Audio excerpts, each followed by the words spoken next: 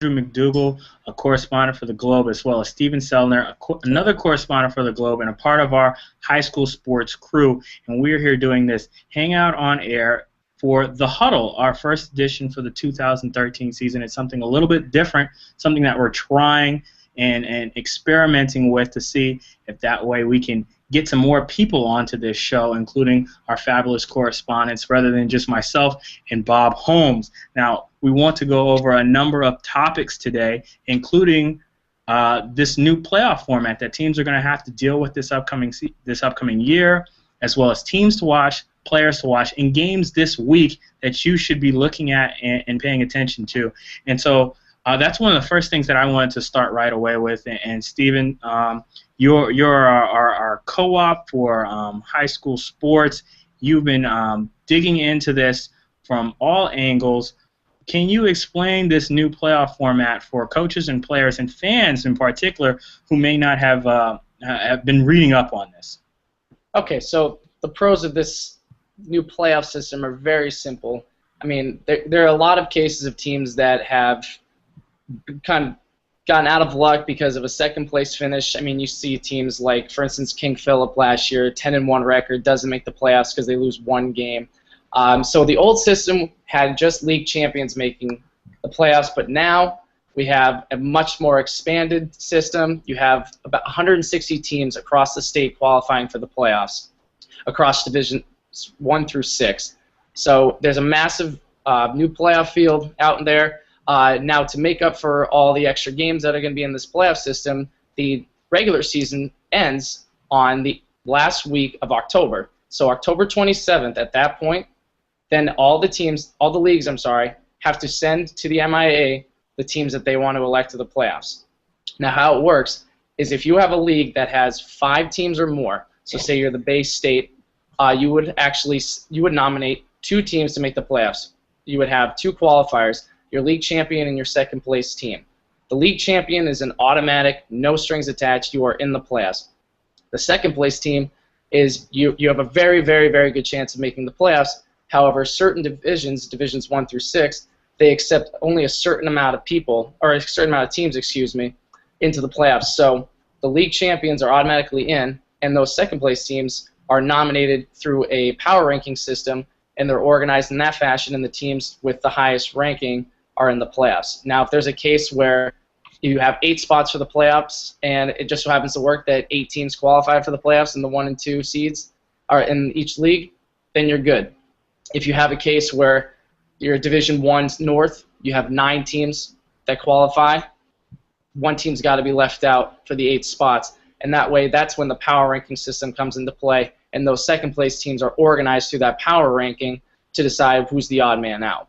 Now, the pros of this are, of course, more teams get the chance to play in the playoffs, which can be a plus for a lot of teams.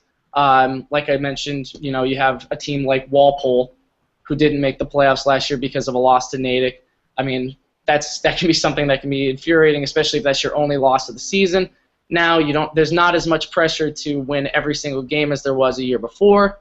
But some cons to it, it kind of diminishes the whole value of the Thanksgiving because the first 3 weeks of November are the playoffs, the 3 rounds of the playoffs prior to the Super Bowls.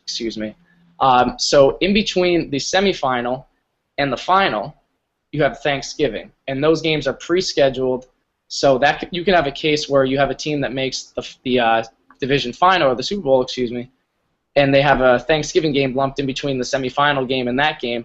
So now, is that a game that you rest your starters in? Is that a game that you play for just the pure tradition of Thanksgiving?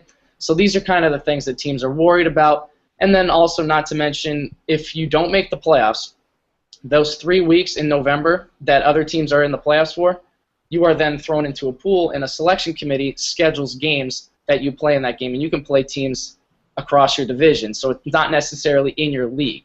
So that can eliminate some of the specialness of playing teams in your league that you used to play. So there are pros to it. Of course, now you got more teams in the playoffs, but there are also cons that teams aren't exactly thrilled about. But it's a 2-year test run, if you will. So after the end of the 2 years, they can opt out of it. But this is going to be a go for this year and next year. Yeah, at the end of the spring, they voted 161 to 131, so they just passed by, I guess, a small margin to get this playoff format. Andrew, just bringing you in here, what are the teams from what you know that would benefit most from this new playoff format? Well, if you just look at what happened last year, you look at the Merrimack Valley, you look at the situation that happened with Lowell. Central Catholic beats Lowell during the regular season. Lowell beats Andover. Andover beats Central Catholic. So there's a bottleneck at the top of the Merrimack Valley, and it just so happens that Andover makes it to the playoffs with one league loss. Central Catholic with one league loss doesn't make the playoffs. Lowell with one league loss doesn't make the playoffs. Same situation happened in Bay State Cary. You have Needham and Weymouth. They're both 7-3 in the league, but Weymouth beats Needham, and so Weymouth goes to the playoffs. Westwood and Holliston, they meet on Thanksgiving Day. Both teams are 3-0 in their conference, and that's probably one of the most difficult things because it's the last game of the season. You're leaving everything out on the field as it is, and one league loss determines your entire future. It's difficult for teams who go 10-1 as well. You look at teams like King Philip and Walpole and Lowell Catholic and Somerset Berkeley who go 10-1 across the entire season, but that one loss just happens to come in league play at any point, and it ruins it for them because there's a team ahead of them that goes 4-0, 5-0, and they're the ones that make the playoffs. There are also teams who sit behind just powerhouses. So you look at a league like Greater Boston. Everett has had a track record of doing very well in the Greater Boston League. You look at teams like Cambridge. Cambridge goes 3-1 last year. They don't make the playoffs, but in this new system, they have a pretty good shot at making it into their playoff. Or Reading and Arlington. Reading has a very good chance of repeating as division champ this year as well. You look at Arlington, a team that's returning 18 starters. They still have to deal with Reading, but you escape with a win against a team like Woburn, and you go maybe 3-2 in the league, and you're not handicapped by the 2 losses. You are benefiting from the 3 wins. Well, the one thing that I think we continue to sort of gloss over is that between all this is a true playoff for the state of Massachusetts, and now we have 6 Super Bowl champions coming out of this, and I think that's one thing. The biggest takeaway is that whoever is crowned at the end of the day, there is no argument whether in Eastern, Central, or Western Mass that they are going to be the team to beat. And we talked about a team like Lowell earlier because it was such a huge deal that they missed the playoffs last year in the Merrimack Valley Conference. They are what we have ranked 6th, after that 9-2 season in our new Globe Top 20. Now, speaking of this Top 20, you guys have the list with you. What do you think about Lowell being ranked so high coming back, and what are your expectations? I guess for both of you, what are your takeaways from this initial list? Well, I'll start first. I can tell you one thing. I cannot wait for September 28th because that's when we have Everett traveling to St. John's Prep. Everett, our number 2 team on the list, and St. John's Prep. I think we can both agree that those 2 teams that game is going to be phenomenal. It's going to be a very exciting season. But then you look at other teams. You have, I think, an interesting team is a team like Duxbury. 11-1 last year, is still in the midst of a 42-game regular season winning streak, which is unbelievable if you ask me. But in week 1, they host a team like Abington, who was 13-0 last year in Division 4 Super Bowl champs. So I just think it really is, the top 10 is very stacked. I think it's going to be an incredible year this year. And I have to agree with Steven. I mean, the top 10 it's tough to argue that someone should jump another team. You have to put up a pretty good argument to get anywhere in the top 10. And you look outside the top 10, you look at a team like Xaverian, who went 4-7 last year, but there's a lot of factors on the field that cause that, and you can't expect a team like Xaverian or the BC Highs of the world to stay below 500 for too long. So even looking outside the top 10, teams like Needham and Bridgewater Raynham and Xaverian and King Philip are teams that aren't in the top 10 right now, but definitely have the pedigree and the team to make a push into the top 10. Well, that's another thing that I wanted to ask you, and specifically for you, Andrew. You've been around a little while. You know about the Zavarian's track record. You know about BC High's track record. Which of these schools, and if any other that you might name, are sort of the sleepers here, the ones that are probably or might move up that we didn't necessarily give enough respect to right now? I mean, as the D4 correspondent, I'm gonna plug in one of my teams. I think that Medway has a fantastic team this year, and I think it has to do with the people that they have coming back. So they have quarterback Andrew Henry, who came on really hot at the end of last year, running back Anthony Parcheski, who had 1,700 yards, and then up front they have probably two of the best defensive linemen in the state. Kevin Sheehan, who's 6'4", 285, and Cam Smith, a Lafayette commit, who's 6'5", 290. They're going to create a lot of havoc on defense, and on the offensive line, they're going to bust open holes for Parcheski. So you look at a league like Tri-Valley Large, it's been dominated by Holliston and Westwood over the past couple of years, but Medway is a team that, if they get hot early on and get past the hurdles that a team like Westwood and a team like Holliston can give them, then they could be a team that cracks into the top 20 and maybe slides up into the teens. Wow, plug in Medway here. Okay. Okay. Very nice, very nice. Steven, is there a team that maybe from the division that you're covering, which I believe is Division 2, right? I actually covered Division 3, but I do have a team that I think, it did get plenty of respect, Mansfield at number 10, but being a guy who's from North Attleboro, I'm very familiar with the Mansfield team, and they're a team that's going to be hitting their stride come October. Coach Mike Redding, I talked to him earlier this week, and he admitted, he's like, we're not going to be at our best up until we start league play. But if I know Mansfield, I know they're going to be in the middle of it all. They're going to do very well in the Hockomock. I would be shocked if they don't win the Hockomock this year in the Kelly Rex. So I think they're a team that is going to be very dangerous going into the playoffs. So we can attribute you to getting Mansfield up to number 10 then, can we? Actually, no, you can contribute me bringing Mansfield down to number 10. Down to no. Okay, you had them too high, huh? Exactly. Well, guys, I mean, these are obviously fantastic teams, and they've had good track records in the last few years. Let's talk about some of these players, though, that may be propping these teams up. And the one guy that that comes to mind immediately is the running back, defensive back for St. John's Prep, Jonathan Thomas. He's been absolutely fantastic in the last couple of years. He seems to be the only thing that they have left going on for St. John's Prep after losing the linebacker, Sean Smirzinski. Can you just tell me what do you think a team like St. John's Prep gets out of Thomas and how they're going to deal without Smirzinski?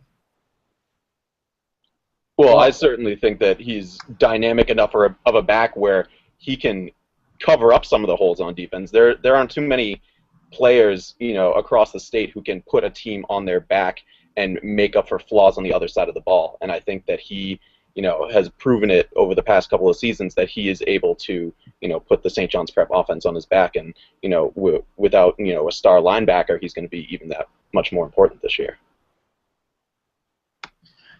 Is there any other players, Steven, that you can think of that we should be watching this year? We got a whole thing of players to watch that is going to go into Thursday's newspaper for readers that you've been working on. Can you tell me some of the guys that you've been looking at? Well, I mean, Flutie from Natick. Are we going to ignore him? I mean, this is going to be a monster year for Flutie. I mean, This is going to be something that I'm definitely going to keep my eye on. I want to see him approach all these records that he's coming up against. And, personally, I liked Doug Flutie, so obviously the Flutie connection brings that much more intrigue into it. So I think we'd be lying if we said that we're not all keeping an eye on what our friend Mr. Flutie is going to be doing. Yeah, the young Troy Flutie, 35 touchdown passes last year and ran for another 21 or something like that. But he has a couple of good receivers in Brian Dunlap and Alex Hilger, and it's funny because we put so much attention on Flutie and Dunlap, but I talked to the coach and he told me, hey, our best athlete, or excuse me, I didn't talk to that coach. I talked to another coach within the Bay State Conference, and he told me that the best athlete on that team was hands down Alex Hilger, the other wide receiver. What do you guys make of that? What do you make of that, Andrew? I think they're pretty darn lucky. I think that's what that is. I mean, you put a kid like Troy Flutie in the backfield and you give him 2-star wideouts, and that's a lethal combination. Yeah, we have Natick ranked number 3 after their 11-2 season, and they're right behind Everett and St. John's Prep in that regard. Guys, we could go on and on about players of the that we're looking at. I'll tell you just right off the top, though, the one kid that we have that we're featuring in the newspaper on Thursday in our preview section, John Baker, the Mills Hopedale lineman, 6'3", 300 pounds. Is there anything more that you guys can add about him, Steven? Well, I can be honest with you. I don't know a ton about him, but what I can say is that any lineman that is 6'3", 300 pounds, I mean, that's something that's going to be alarming for any defensive front that's going to go up against him. And if you have someone like that as a staple of your offensive line, I mean, that can just create wonders in all facets of an offense. It's a very important and hot commodity to have someone like him on the offensive line because, like I said, it can just enable you to do so many different things, and it's a great security blanket to have over there. Yeah, the kid is on his way to Boston College next year. Guys, we're coming up on week 1 Friday. I don't want to take too much more time here. Tell me, what are the games that we should be watching? Well, I think, number one, I alluded to it before. So September 6th, the first Friday night of the game at 7 o'clock, you have Abington traveling to number 8 Duxbury. Something's got to give in this game because Abington, 13-0 last year, Division IV Super Bowl champs, a team that made a big splash last year. But then they're going up against Duxbury, which I mentioned before, the 42-game regular season win streak. I mean, something's got to give there. I'm very interested to see when push comes to shove what prevails in that one. Andrew, you got a game you're looking for? Yeah, I'm actually very interested in Westwood and Needham. Westwood's going to play host to Needham. It's sometimes tough to gauge the talent level or the difference between divisions. And where Needham placed last year in Bay State and Westwood win in the Tri-Valley, I think it's going to be pretty interesting to see what a Division II team does on the home field of a pretty good Division IV team. All right. Well, that should do it for us. We'll be doing the huddle again, probably in this format. Usually Mondays. I don't want to commit to that, but we could change it. We'll definitely let people know on Boston.com and BostonGlobe.com as well as in the paper. And check out our preview section on Thursday. We're going to have everything online on Boston.com/schools. Follow us on Facebook and Google+. I'm Zuri Berry for Andrew McDougall and Steven Selner. We'll catch you later.